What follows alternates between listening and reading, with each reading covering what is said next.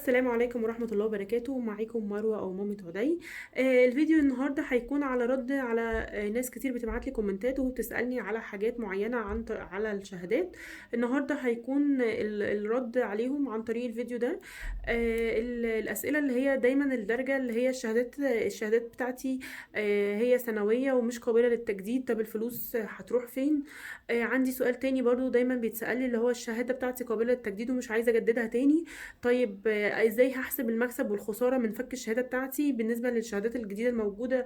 انا يعني افك القديم ولا افضل على القديم ولا بالنسبة لي الجديد هيبقى افضل؟ طيب ايه المدة اللازمة لمرورها من فك الشهادة؟ كل الاسئلة دي هجاوب عليها النهاردة، ويلا بينا نبدأ الفيديو. اول سؤال عندي الشهاده السنويه الغير قابله للتجديد. الشهادات السنويه دي يا جماعه ما بتتجددش، ما فيهاش مشكله خالص. احنا بنعمل الشهاده بتكون مدتها 12 اللي هو السؤال الاولاني ده تمام. الشهاده السنويه بتكون مدتها 12 شهر. بتبدا من يوم يعني بتتحسب من تاني يوم احنا بنعمل الشهاده. يعني مثلا احنا عملنا يوم 10، مثلا 10/2، بتبدا الفايده بتاعتك او بتاعتك تنزل لك من يوم 12، من يوم 11/2 تمام. وبتتحسب يعني في خلال سنة من تاريخ، يعني من تاريخ تفعيل الشهادة أو إنشائها تمام. يبقى الشهادات اللي هي الثانوية الغير قابلة للتجديد دي ما فيش مشكلة فيها وبتقعد سنة. طيب الشهادة بتاعتي خلصت خلاص، يبقى أنا الفلوس بتاعتي يعني هاخدها إزاي؟ هي بتنزل لك على الحساب، على الحساب اللي هو يعني احنا لما بنعمل شهاده بيكون اصلا اوريدي عندنا حساب في البنك. فهي الشهاده لما بتخلص بينزل لك الفلوس وبيفكها اوتوماتيك وبتنزل لك على الحساب تمام. وتقدر تتاكد طبعا من عن طريق او تتاكدي من عن طريق الابليكيشن. يعني الابليكيشن بتاع البنوك بصراحه هو ميزه حلوه جدا، اللي هو الانترنت بانكينج ده.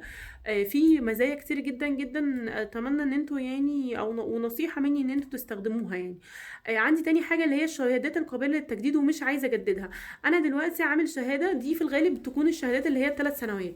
يعني دي في الغالب عندي بتبقى 3 سنوات. طيب الشهاده بتاعتي هي قابله للتجديد وانا مش عايزه اجددها. انا عملت 3 سنين وكنت مثلا واحده حاطه مثلا فلوسي وهتجوز دلوقتي او محتاج فلوسي ومش عايزه اجددها تاني، وهي الشهادات بتتجدد لوحدها وانا دلوقتي لازم افكها. طيب قدامي طريقتين ان انا افكها عن طريق البنك او افكها عن طريق الانترنت البنك. طيب عن طريق البنك افكها ازاي؟ دلوقتي مثلا لو احنا افترضنا ان احنا مثلا الشهاده بتاعتنا يوم 10، مثلا 10/2 هي ميعاد فكها تمام، اللي هو اخر يوم اللي هو بينزل لي فيه الفايده بتاعتها يوم 10/2. حضرتك ينفع تروح قبليها قبل يوم 10/2؟ لا ما ينفعش. او ينفع نروح نبلغ مثلا ان احنا مش عايزين الشهاده بتاعتنا تتجدد؟ لا ما ينفعش برضو نبلغ ان احنا مش عايزين الشهاده بتاعتنا تتجدد. لو هنروح قبل ميعاد يوم 10 هيخصموا من الفوائد بتاعتي ممكن 3000 او 4000 جنيه تمام، على حسب طبعا قيمه الشهاده اللي احنا حاطينها، بيبقى فيها نسبه. طيب امال اروح امتى؟ احنا بيكون معانا شهر، يبقى من يوم 10/2 تمام. يعني من يوم 11/2 بقى، من يوم 11/2 ل 11/3 ده شهر معانا. احنا نقدر ان احنا نروح، هي كده كده هتتجدد. يعني انا مش هعرف الغيها غير لما تتجدد، هتتجدد. بس اهم حاجه الفايده ما تكونش نزلت، يعني ان انا الغائها تمام قبل نزول الفايده. يبقى انا لازم الغيها قبل ما الفايده بتاعتي تنزل تمام. هي دي الفتره اللي انا بلغيها تاني، اللي بلغيها فيها سوري. يبقى تاني انا دلوقتي عندي شهاده 3 سنين وانا مش عايزه اجددها تمام. يبقى انا هروح بعد يعني بعد ميعاد استحقاق الشهاده بيوم، هروح البنك تمام. بالطريقه دي هروح البنك واقول لهم ان انا مش عايزه اجدد الشهاده وبيفكوها لي عادي والفلوس بتنزل في الحساب. طيب لو انا عايزه اعمل شهاده تانية، مش عايزه الشهاده دي، بروح البنك عادي وبقدم ان انا مش عايزه اجددها، وبقول لهم لا ده انا عايز شهاده، مثلا الشهاده اللي انا كنت عاملاها مثلا نسبه الفايده بتاعتها مثلا سنويا 15%، وانا دلوقتي في شهادات نازله مثلا 18%. فبقول لهم ان انا مش عايزه الشهاده دي، فبقول لهم ان انا مش عايزه الشهاده دي تمام. وعايزه اجدد اعمل شهاده جديده في نفس القعده في البنك، مفيش مشكله. يعني مش لازم مره اروح لفكها ومره اروح ان انا اعمل شهاده جديده تمام. طيب انا مش عايزه اروح البنك وما عنديش ميعاد، ما عنديش وقت ان انا اروح البنك. هعمل ايه؟ عن طريق الانترنت البنكي هفتح الابلكيشن بتاع البنك وادخل على الشهاده بتاعتي برضو بعد ميعاد الاستحقاق، وببدا ان انا افتح الشهاده. بيبقى في حاجه عندي اسمها حساب قيمه الاسترداد. بيقول لي بالظبط ايه حساب قيمه الاسترداد، بيقول لي يعني انا هفقد قد ايه من الشهاده. تمام. وبعدين لما باجي ادوس عليه، بدوس عليها وبختار ان انا يعني ايه هفك الشهاده. ده عن طريق الانترنت البنكي. تمام. دي موضوع اصلا سهل، ما فيهوش اي مشكله. طيب احنا خلصنا البند ده. عندي اللي هو السؤال الثالث، حساب طريقه المكسب والخساره، وعندي كمان المده اللازمه لمرورها من فك الشهاده. خلينا نقول السؤال اللي هو الاخير ده قبل ما نتطرق للسؤال ده عشان طويل شويه. المده اللازمه لمرورها من فك الشهاده.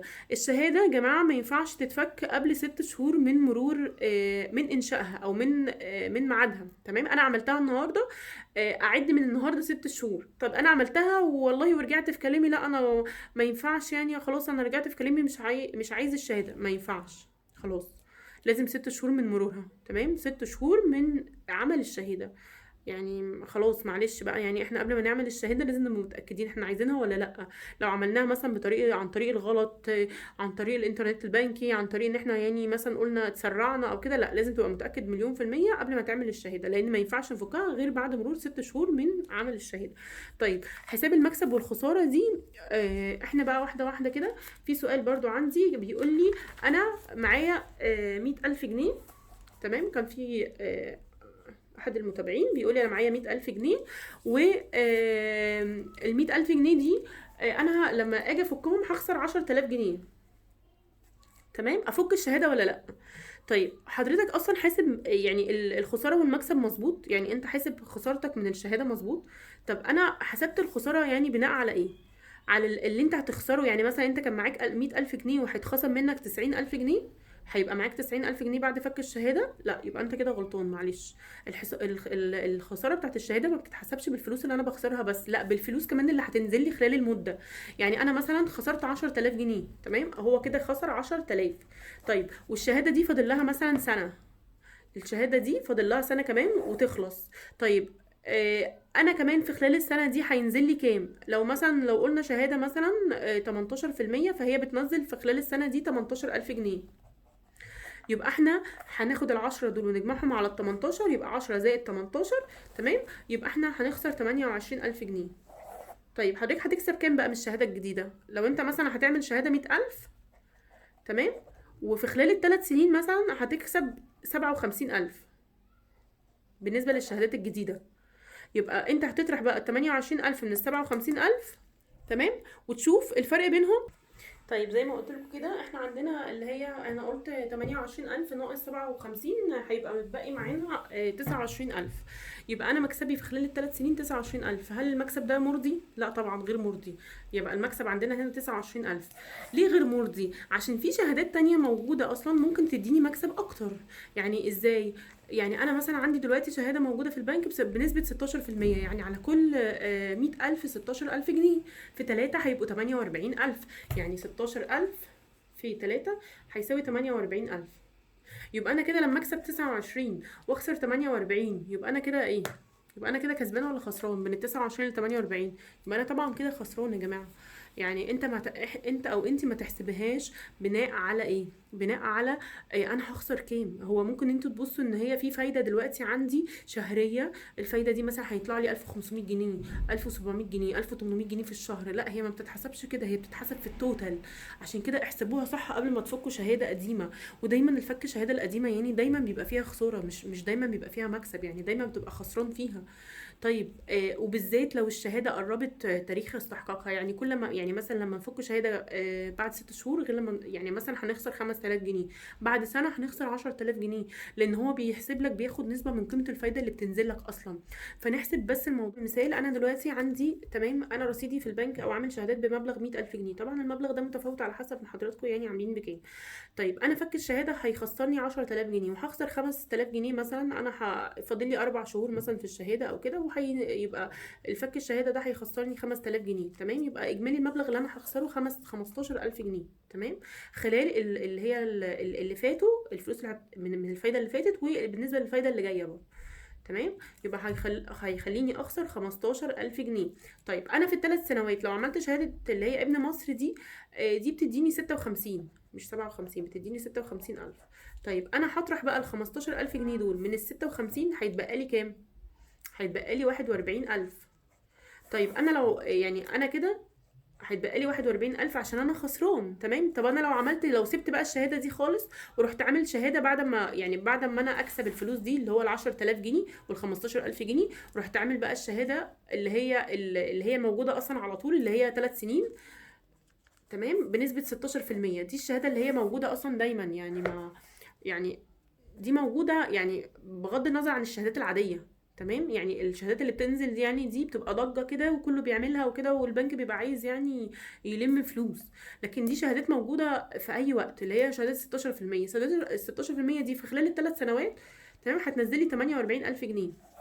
يعني لو أنا المدة دي خلصت ورجعت تاني خدت ال 48,000 جنيه، يبقى أنا كده طبعا كسبان. أنا هاخد 41 ولا آخد 48؟ تمام. يبقى أكيد يعني بالنسبة لي آخد ال 48 أفضل. فانا شايفه بصراحه اللي معايا شهاده وحسبها بالطريقه دي ما يفكهاش طبعا. واحسبوا نسبه المكسب والخساره يا جماعه يعني كويس، عشان قبل ما تفكوا شهاده عشان ما تندموش. تمام. يا ريت الفيديو ده يكون فاتكم. وشكرا ليكم ولوقتكم، وبجد ميرسي ليكم، وشكرا لكل الناس اللي بتتابعني. وبليز ما تبخلوش عليا باللايك والسبسكرايب للقناه، وفعلوا الجرس عشان يوصل لكم كل جديد. وشكرا.